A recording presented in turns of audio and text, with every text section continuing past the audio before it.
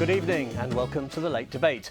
Tonight we'll hear from Britain's newest party leader and look at the big political issues affecting the capital as we move into the conference season after a summer when the political stories just kept on coming. But first, let's meet the Londoner who's now co-leader of the Green Party. We stand here more united with two leaders than other parties are with one. He's one half of the Green Party's new double act. Londoner Jonathan Bartley and MP Caroline Lucas are job-sharing the role of leader. In 2010, he famously confronted David Cameron in a South London street during the general election campaign. Mr Bartley, whose son has spina bifida, was furious at Tory proposals for children with special needs. But what your manifesto actually says is that you want to reverse the bias towards the inclusion of children in mainstream schools. Look at your own manifesto, it's what it says. I wrote it. I couldn't feel more passionate about the subject. Mr Bartley isn't an MP or a councillor, but the founder of a religious think tank who 10 years ago was making the case for the white poppy during Remembrance. Really, the red poppy has almost reached a status of political correctness. People aren't allowed to dissent in public life. Figures who appear on television, politicians, aren't allowed really to wear anything but the red poppy. The Greens emerged onto the political landscape in London 17 years ago when Jean Lambert became an MEP. 12 months later, there was more progress on the day Ken Livingstone became the capital's first directly elected mayor. Elected alongside him was the new London Assembly, which included 3 Green Party members. One of them, Jenny Jones, would later make a name for herself in frequent clashes with the next mayor. I think that you need your head examined. You blame Victor. Can you stop being so offensive? What is the matter with you? I think that all the other political parties accept that we have a useful role. I don't think they particularly want us to take any more seats anywhere, but they certainly see that we have useful ideas, and when I stand up in the House of Lords I am listened to politely and even sometimes with interest. Today the Greens have 2 seats on the London Assembly. Minority party territory maybe, but still twice as many as the Liberal Democrats. Joining me in the studio now is Jonathan Bartley, a man who's made quite a political journey to end up a co-leader of the Green Party. Just over 20 years ago, he was part of Tory Prime Minister John Major's campaign team in the leadership battle against John Redwood. How on earth did that happen, from Tory party activist to the pinnacle of the Green Party? I was never really a Tory party activist, and I'm nowhere near the Tory party now. In fact, I couldn't be further from the Tories. But I'd just come out of university. I was working in the House of Commons on a cross-party basis, and my desire was to get some political experience. It was actually Graham Bright's secretary, who was John Major's PPS, said, you know, there's a leadership election on, do you fancy joining the campaign team? And I just got involved with the political experience. You weren't tempted by the Tories? It's not really my politics, but you know, the big thing for me was having a son with a disability, and that's the point, you know, in 2010, just at the general election, where I took a long, hard look at the party manifestos and just realised that the Green Party were the only ones that really got inclusion, got the place of disability in modern society, and you know, that's why I joined. You've tried to be an MP unsuccessfully. You've tried to be a member of the London Assembly unsuccessfully. You wanted to be the Green Party's candidate for mayor. You weren't successful. What qualifies you to be the party leader? Well, I've got 20 years of political experience. I have had experience of working in the House of Commons. I've had experience of working for a Prime Minister, you know, albeit briefly. But I think what we need to have is people who are in touch with reality. Westminster is a bubble. I know that. You know that. People get marginalised from the real lives of everyday life. I'm someone who cares for my son who's disabled. I support him, and that's why we've done the job share with Caroline Lucas, because we don't have 24/7 to give to a political job, but we do have experience of the everyday world, everyday life, and I think we want to model that as a new way of doing politics, How so are you people divvying aren't it up? kept out of touch. Well, we've been doing it so far in the campaign, running for the Green Party leadership. So we are dividing up the media interviews. So Caroline might be, at this point, doing a media interview somewhere else. She'll be spending time in the constituency. I'll be travelling the country quite a bit. And we play to our strengths. And actually, you know, we're finding 2 heads are actually better than 1. And we can be in 2 places at once. It is a job share, so it's supposed to be a part-time job. You talk about your commitments at home, but how much time are you going to devote to it? I think it's going to probably work out at about 5 days a week. That's some job share. That is some job share. But politics is a 24/7 business, and I am passionate about it. I do take it seriously. That's why I've been a campaigner, for the best part of 20 years. Campaign on issues of education, active peacemaking, social justice. This is my life. It's what I love. Do you still have ambitions to hold elected office? Well, you don't join the Green Party for political ambition. I think let's be honest about that. But what is clear is that the Green Party are growing. We are winning more council seats. Our vote went up to 1.1 million votes. That's more than we've got in all the other general elections combined. We're clearly on the rise. Why do Green politics resonate in London? I think there's the proportional voting system. People know that their vote really does count. I think people have really liked the way the Greens have worked with other parties on the London Assembly on a cross-party basis. There is that chance for that working together, and that's very much a theme of our leadership. We want to be able to work together and actually look at changing the electoral system by working with other parties, forming a progressive alliance. Are you still a party of protest primarily? No, I mean, look at our manifesto. It's absolutely, it's full of ideas and positive ideas, and it's a prospectus which, on the Vote for Policy's website was topping the poll. People, thought we had the best ideas when there was a blind poll at the general election. You say that, but when activists occupied the runway at London City Airport this week, the Greens were the first to jump up and say, well done. Sure, if you mean, are we happy to support protest as well as being a mainstream political party? Absolutely, and I think that's one of the things that does mark us out, is that we're not just about Westminster, we are about people's everyday lives, and that's, for me in Lambeth, one of our big victories has been saving sheltered housing, actually, getting our hands dirty with the local community, defeating the plans that the Labour Council had there to bulldoze housing, and we are fighting, very, very hard in local communities. What do you think that's part of politics? Of course it's got to be part of politics, not just the Westminster bubble, but actually getting our hands dirty. As I said, you've got twice as many London Assembly members as the Lib Dems. You've done pretty well in London in recent years. How do you make the next step? I think the next step is to go on winning council seats, but the big breakthrough, I think, is electoral reform. And so you can't do it without PR? No, we can do it. We can go on growing. Certainly we will, and our vote share is increasing. But if we are going to, seize the moment, and I think we have to, off the back of the referendum, there's so much uncertainty. There was a big cry, which I think we have to listen to from the European referendum, which was a cry to take back control. People knew in the referendum for the first time that their vote really counted, having had decades of voting in safe seats right around the country where they knew their vote counted for nothing. Suddenly, their vote really meant something in the referendum, and that's not going to go away. People have got a taste for control, and proportional representation is a way of people really giving that There's control. A lot of suggestion that Green supporters have backed Jeremy Corbyn's Momentum movement. Are you worried about hemorrhaging your support to the Corbynistas? What's been really interesting is on the 2015 election we had the slogan, vote for what you believe in and send a clear message to Westminster. People sent that message, and now we've actually seen a huge shift in the political landscape, and that's testament to the impact of the Greens. We now see Jeremy Corbyn, it's very flattering, but he's adopted a lot of our policies. Now we want him to go much further, but the Greens are still incredibly distinctive. We are a party for the 21st century. We're looking forward where perhaps other parties are looking backwards. They're still stuck in the 20th century. We're taking the issues of climate change absolutely seriously. We're looking at the basic income, which is reforming the welfare state in a way that no one else is looking at. So we've got an awful lot to give, and we are clearly setting the agenda. That's great. Are you a fan of Sadiq Khan's? I was very disappointed when Sadiq Khan's first action was to lift the block on expanding City Airport. After making the right noise about climate change, suddenly he's contributing to it with his first action. I'm worried about what Labour are doing about airport expansion. I don't think they really get that we have to take away or have to tackle the subsidies that are going to the fossil fuel industry. I don't think they'll take the necessary action. Jonathan Bartley, thank you very much for coming in to talk to us. Now, the Greens aren't the only party to have had a leadership election over the summer.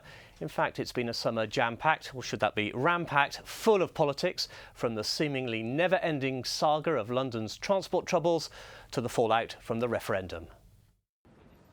Little more than 2 months after Britain voted to leave the EU, a Polish man was beaten to death in the Essex town of Harlow. It raised worrying questions about Brexit-inspired hate crime and prompted this from Harlow's MP. We need to be a kind and decent nation, and we shouldn't allow people who come from the sewers to exploit divisions. Britain's departure from Europe is likely to dominate politics for months, if not years. When, how, and the future of the single market are all questions no one is ready to answer. We will not reveal our hand prematurely, and we will not provide a running commentary on every twist and turn of the negotiation. For Jeremy Corbyn, the summer delivered a somewhat uncomfortable ride. The Labour leader said he was forced to sit on the floor of an overcrowded train. Today this train is completely ram-packed. But his claims were shot down by train company CCTV, which showed him finding a seat. And if that wasn't awkward enough, he lost the support of London's mayor. He's failed to win the trust and respect of the British people. He's failed to organise an effective team. Mr Corbyn wasn't the only train traveller having a hard time. Long-suffering commuters on southern railways endured another strike this week. This long-running row over the role of guards shows no sign of running out of steam. Plenty to get our teeth into there with my second half panel. For Labour, the Ealing North MP Stephen Pound. For the Conservatives, the Croydon South MP Chris Philp. And for the Liberal Democrats, the Carshalton and Wallington MP Tom Brake. Welcome, all of you. Thank you. First of all, Stephen, is Brexit going to overshadow everything in Parliament for the next few years? Well, not as long as the Prime Minister keeps saying, I'm not going to talk about it. The questions about Brexit are going to overshadow everything. But at the moment, we're in this ridiculous situation that for all this Brexit means Brexit business, nobody knows what it actually means. And we're all over the place on that. Now, Theresa May's played quite a good hand by having sort of her three big opponents, the big Brexiteers, in the cabinet. But at the moment, nobody knows what they're talking about. Nobody knows what they're saying. Where it will overshadow everything is as the economy does start to contract and as we realise that there is no solution under the present terms to the crisis of migration. Chris, do you hear that the three Brexiteers are squabbling amongst each other? No, I don't think so. And by the way, the economy isn't contracting. We had the Governor of the Bank of England into the Treasury Committee yesterday, and he said the economy had managed to sail through Brexit against expectation. Jobs are going up, house prices holding up, the stock market holding up. So everyone thought there was going to be, including me to be honest, thought there was going to be a financial crisis after Brexit, but it hasn't happened at all. And I think the calm and mature leadership that the Prime Minister has provided has been a big part in avoiding the crunch everybody feared might come. Tom, you and Stephen have both been constituency MPs since '97. Do big issues like this mean that your constituents' private personal issues have to go on the back burner? No, of course not. But I think from a government perspective, it is very clear that Brexit is going to dominate the agenda. So what we've had since the EU referendum is setting up new government departments. All we really know about Brexit is that I think 120 people have been recruited to work for David Davis.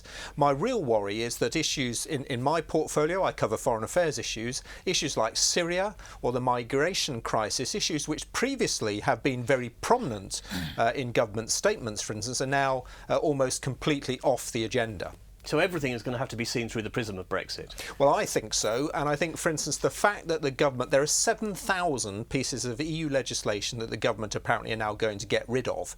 If that programme of deleting those EU regulations starts, the government's not going to have any time to do anything else. Yeah, and even while it's doing that, there's also the bilateral negotiation. I mean, we're talking about Canada, we're talking about Australia. All of those negotiations are going to have to take place. And the idea that countries are going to put us to the head of the queue instead of the biggest market on earth, the European Union, is simply fallacious and nonsensical. So and they made it clear they're not going to do that. Tom and I mustn't agree with each other too much. I hope you don't mind. Do Remain MPs now accept that there is no way out of Brexit? Well, of course, the people have voted for Brexit, and as we know, Brexit is Brexit, and so we have got to deliver that.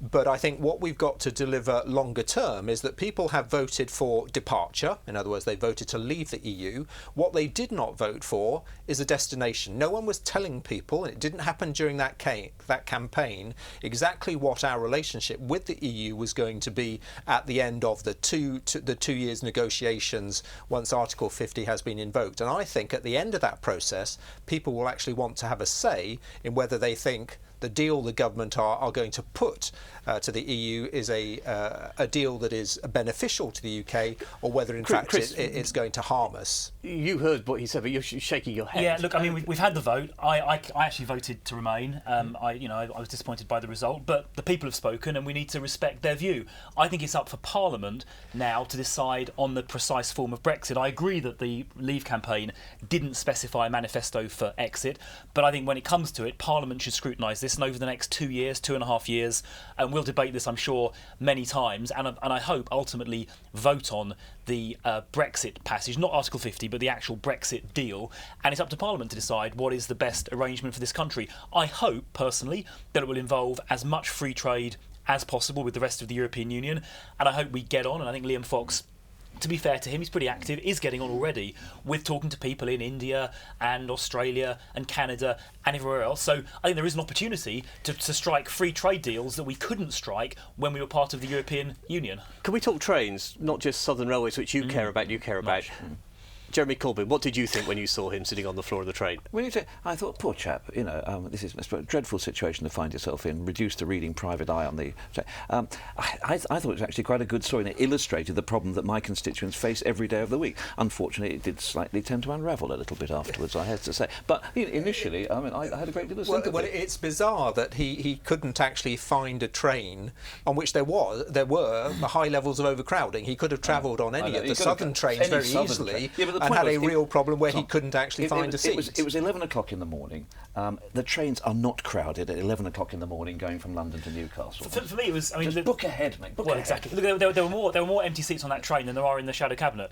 And look, have you been polishing that all night? Central office provided. It's better than Theresa May's joke yesterday. For me, I'm not going to comment on that. Look, for me, it was just dishonest. I mean, he didn't have to say that. He tried to confect a story. He misled the public, and Jeremy Corbyn claimed he represented a gentler, kinder, and one assumes more honest politics. And I'm afraid his behaviour in that episode was dishonest. He was trying to hoodwink the public. We've talked about Brexit overshadowing many things in Parliament. Is the Labour Party just so obsessed with this leadership contest at the moment that you can't focus on anything properly? Well, no. I mean, look at Angela Rayner's debate today. She's our shadow education spokesperson on the grammar schools. I mean, it was just focused, articulate, intelligent, and extremely impressive. But it is a huge distraction, isn't it? I mean, your party is unable to get its act together, really. With the best will in the world, I'm not going to try to pull the wool over your eyes and say it isn't. Of course it is. Some people think this is actually existential for the future of the Labour Party. It's a huge issue, and a great many of us are spending a great deal of time doing it, but not to the exclusion of all else. We've all got over 70,000 constituents. They're not going to go, OK, you don't have this horrible nightmare, but in the Labour Party, I've still got my constituents to worry about. And they're not going to go away and say, oh, yes, we'll give you a couple of months off, Mr Pound, so you can sort out your internal matters. Can I just, before we move on to something else, can I just mention Southern Railways? What do you think should happen, Tom, now? Well, I've been campaigning now for many months for them to have the franchise removed.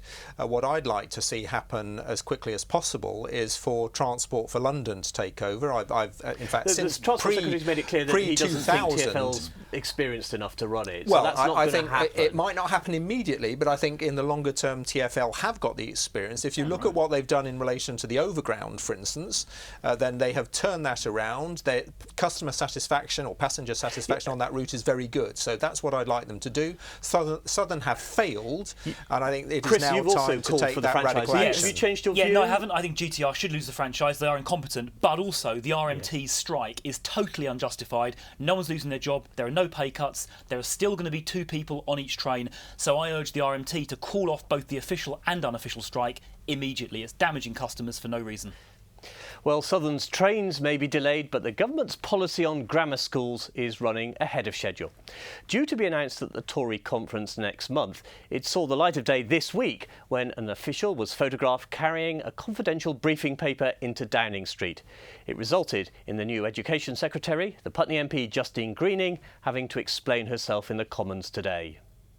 We do believe selection can play a role. We think that there is evidence to show that it does for many children who are in grammar schools. But anyhow, we need to leave no stone unturned, Mr Speaker. We'll be setting out our policies in due course for consultation. Chris Philp, what's the argument for grammar schools? Well, look, I went to a South London state grammar school, and without that grammar school, I wouldn't be in Parliament. My dad was born in Peckham. He went to Bromley Grammar School. So my family's gone from Peckham to Parliament in 2 generations. They do help kids from ordinary backgrounds like mine fulfil their potential, and that's why I support them. But I would say that more needs to be done to help children from disadvantaged backgrounds get into grammar schools, because there aren't enough of them there.